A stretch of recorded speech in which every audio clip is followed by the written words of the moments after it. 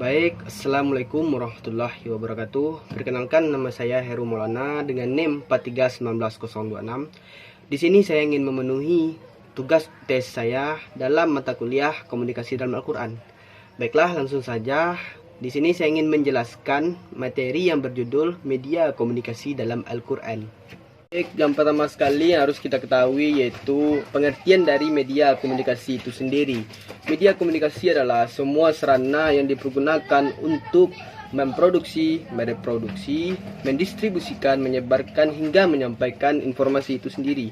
Jadi media komunikasi itu berfungsi sebagai sarana. Sarana tersebut adalah untuk bagaimana untuk mempermudah komunikasi atau menyampaikan sebuah informasi tersebut.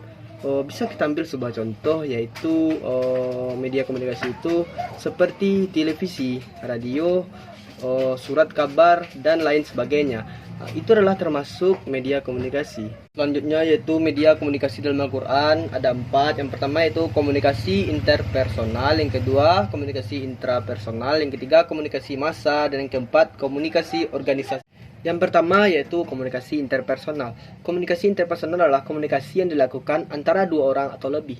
Komunikasi ini biasanya dipakai adalah dalam kehidupan sehari-hari. Misal dalam kita berbicara kepada kawan-kawan, kepada orang tua dan lain sebagainya. Dan contoh lain bisa kita ambil dari misalnya kita menggunakan komunikasi telepon. Itu juga termasuk komunikasi interpersonal karena dilakukan antara dua orang dan saling nyambung dalam berbicara. Dalam firman Allah dalam surat Al-Qalam ayat 27 hingga 28 yang berbunyi sepatah katanya yaitu dan hendaklah engkau bertasbih kepada Tuhanmu, dan mereka berkata Maha suci Tuhan kami, sesungguhnya kami adalah orang-orang yang zalim. Itu adalah termasuk ke dalam komunikasi interpersonal. Jika kita ambil dalam suatu Al-Quran, dalam sebuah potongan ayat Al-Quran, maka itu bisa kita ambil sebagai contoh. Yang kedua adalah komunikasi intrapersonal. Komunikasi intrapersonal adalah komunikasi yang terjadi antara diri kita sendiri. Komunikasi ini bertujuan untuk supaya kita bisa berpikir, melakukan penalaran, menganalisis, serta untuk merenung. Komunikasi intrapersonal ini adalah komunikasi yang membuat kita sebagai komunikator dan Nah, selanjutnya yaitu yang ketiga yaitu komunikasi massa. Komunikasi massa dalam Al-Quran yaitu adalah Al-Quran itu sendiri. Al-Quran sendiri adalah komunikasi massa, di mana tercantum di dalamnya semuanya adalah hal-hal yang benar-benar terjadi dan terkandung dalam isinya, dan bisa kita lihat dalam terjemahannya.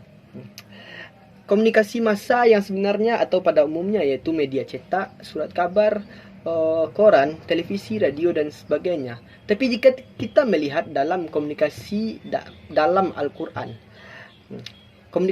komunikasi massa tersebut adalah Al-Quran itu sendiri. Al-Quran adalah pemberi suatu informasi yang kebenarannya benar-benar mutlak. Maka dari itu komunikasi massa dalam Al-Quran tersebut bisa kita ambil dalam Al-Quran itu sendiri, bahwa pusat informasi adalah di dalam Al-Quran. Semua kebenarannya sudah benar-benar mutlak, yaitu dari Allah Subhanahu wa Ta'ala.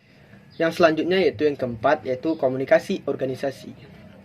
Konteks komunikasi organisasi itu sendiri dapat kita lihat di mana perintah Allah Subhanahu wa Ta'ala memerintahkan kita untuk berdakwah kepada orang-orang di sekitar dan untuk masyarakat.